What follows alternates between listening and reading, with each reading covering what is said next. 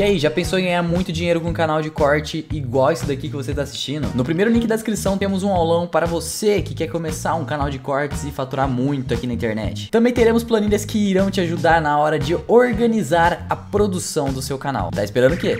Aí é uma pergunta minha, você já trabalhou em alguns casos? Já. Vendo o cara ali, tipo, cru ali, na hora. Sim, o interrogatório, sim. E aí, como que é? A vasta maioria, 99% foi abuso sexual. Acusação de abuso sexual, e a maioria desses aí foi infantil. Cara, no meu caso, como perito privado, assistente técnico, eu não faço nada, né? Eu não posso fazer nada, eu não sou nem, não sou oficial, né? Então, assim, eu posso sentar e assistir.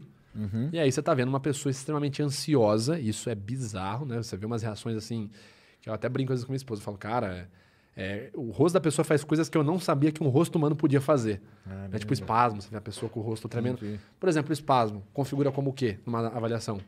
Nada, idiosincrasia.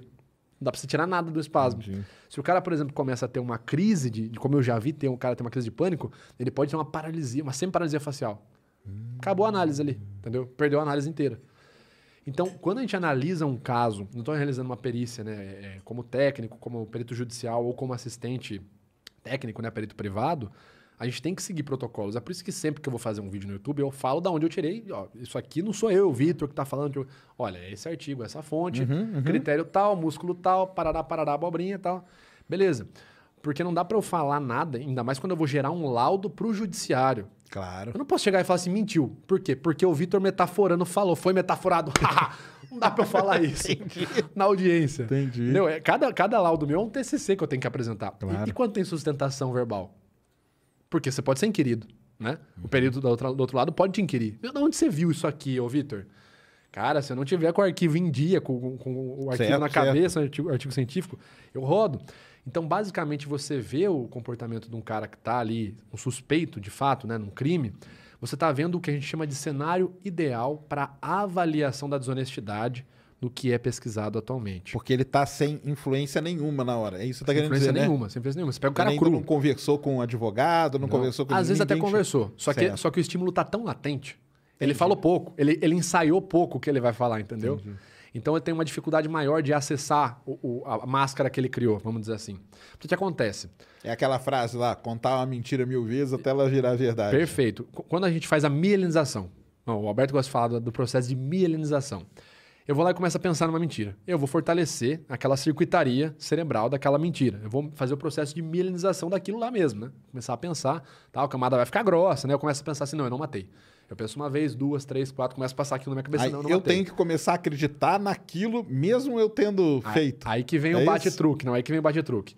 Esse processo, ele funciona até a página 2. Eu vou lá e penso assim, não matei. Tá, qual que é o ponto? Quando a gente está mentindo, não só a área da memória entra em jogo, mas as áreas da ética, do julgamento moral e a área da emoção. E o que acontece na mentira, em situações que a gente chama de high stakes lies, que são as situações de alto risco, você tem aí papers da Linda Cameras, do próprio Vrij, né, o Albert Vrij, você tem o Cliff Lansley, a Jordan Lansley, enfim. O que essa galera mostra pra gente nos estudos atuais da linguagem corporal e avaliação da desonestidade em ambiente jurídico? Você consegue ter uma precisão acima de 78% em um caso exclusivo. Qual que é o caso? Quando a pessoa está sob pressão, quando a mentira dela depende do sucesso dela para uma recompensa ou a falha implica diretamente numa punição. Exatamente. E quando a pessoa está deliberadamente mentindo. Ela não é que ela mentir sem querer, não. Eu estou mentindo porque eu ganho algo. Eu estou numa sinuca de bico aqui, né? Se eu mentir, bom. Se eu mentir, for pego, ruim. Se eu não mentir, eu me ferro também, né? Eu tenho recompensa, punição. E eu estou nesse contexto aqui de pressão. Nesses contextos, quando eu faço essa avaliação nesse contexto e aplico uma análise multicanal, que a gente chama de cross-channel, né? Levando o contexto da pessoa em conta, a história de vida dela e corroborando com evidências sólidas, nesse contexto a precisão ela é facilmente adquirida acima de 78%. Isso para quem quiser checar mais, como eu falei, tem um paper aí, Detecting Deceit via Non-Verbal Behavior Analysis. Então, quando eu pego o cara nesse cenário, é o cenário ideal para realizar uma análise não verbal. Porque, como você falou, o cara tá cru. Não foi pra nenhuma entrevista. Ele não bateu o texto 10 vezes antes de ir. Ele falou pouco com o advogado. Ele tá com medo do cacete de dar ruim, entendeu? Ele tá muito ansioso. Não dá tempo de treinar todas as áreas do cérebro pra junto elas, né? Eu vi, ó, e nesses contextos, eu vi a entrevista do cara, que a gente chama de entrevista niveladora, que é o cara respondendo coisas verdadeiras, tipo assim, meu nome é tal, eu trabalho no lugar tal. Então eu tenho o registro dele, eu tenho o registro basal dele. Então ali é o cenário perfeito, né? Quando você vê o cara na entrevista de TV, o cara tá com trejeitos que o advogado falou, ó, inclina mais o peito e tal. Não é o cara, entendeu? Não é o cara falando. O advogado hoje, ele já treina o cara pra tentar... Opa, eu já recebi consultas várias vezes, cara. Ah, é? Pra ter, faz tal expressão pra... Como o meu cliente pode se comunicar melhor, né? Aí, tipo assim, não, vamos ver qual que é a história do cara aí, calma aí, né? Entendi. Então, quando eu pego o cara nesse cenário, é o cenário ideal. E um outro ponto bacana, quando você vai avaliar, você vai fazer uma avaliação da honestidade e você está seguindo ali rigores técnicos, você vai aplicar um protocolo pregresso, que a gente chama de PVR, né? Que é o Planning, Exploring, Studying, Preparation... Nossa, agora fugiu as siglas. Mas basicamente eu vou fazer um estudo desse cara primeiro, da história de vida dele, para entender trejeitos, para entender a linha de base não verbal. Tem gente que já fala com a voz mais aguda. A pessoa já fala assim, o Alberto Delisa. Ô, Sérgio, bacana, legal tá aqui no seu programa, legalzão mesmo, cara, legalzão mesmo. Né? Tem o sotaque dele de mineiro, então você já vai colocar tudo isso na sua tabela de base. Então ali é o cenário perfeito. A gente costuma falar que assim, cara, a precisão ali ela é tão alta que quando você faz análise e você pega outras evidências, você fala, cara, mas não tinha como não ser, sabe? É bem curioso isso mesmo, para quem tá no processo. Entendi. Mas claro que não tem toda a glamorização de você fazer uma análise e sair no blog aí porque alguém falou da sua análise, como já aconteceu comigo.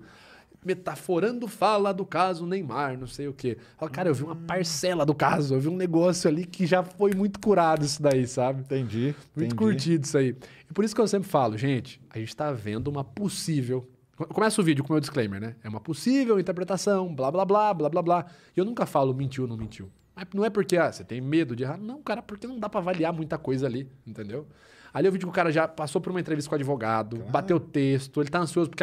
Cara, o simples fato da luz na cara do cara, ele vai suar já mais. E já muda, entendeu? Até pode até mudar a expressão. Ele vai ficar franzindo o senho aqui. Então, quando você vai pra essa esfera, é muito complicado. Agora, você tem gente na internet que pega aí a entrevista da TV, por exemplo, caso do Flor de Lis, o cara pega a entrevista, faz a análise, o camarada, e fala, olha, acertei aqui porque saiu a notícia dizendo que o Flor de Lis foi preso. Fala, cara, não é bem por aí, entendeu? Entendi. Você não valida uma análise não verbal com uma notícia de jornal, né? A notícia de jornal não é uma notícia de jornal, tem um vale entre chegar aquela notícia publicada, claro. Fulano é inocente, fulano é culpado.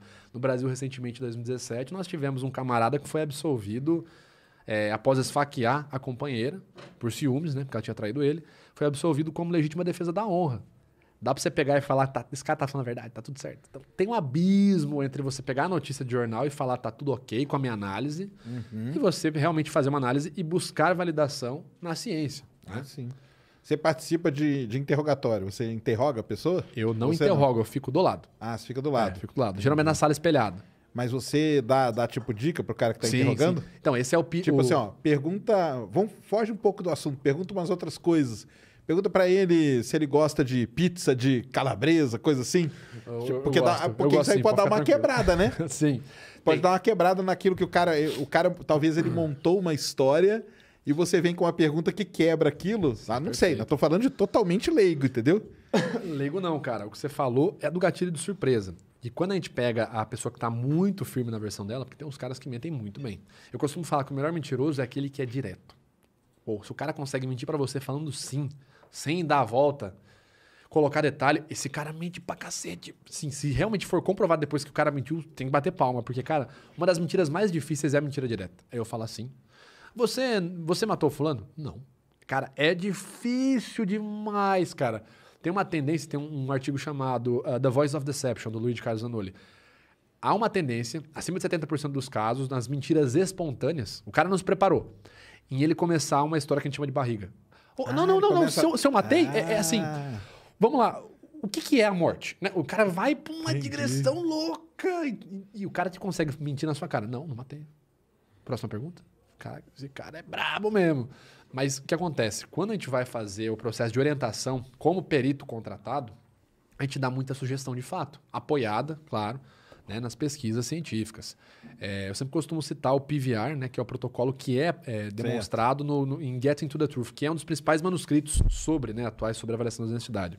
O PVR, então, fala de você preparar desde a sala, que você vai efetuar a entrevista, como que você vai efetuar, porque você tem que gerar um mínimo de desconforto no seu entrevistado. Tem que deixar ele como se ele estivesse tranquilaço ali. Né? Não, o contrário. Ah, o contrário? Ele tem que ficar minimamente desconfortável para ele ter uma base de... Minimamente tem que estar tranquilo. Tem que estar tranquilo, isso.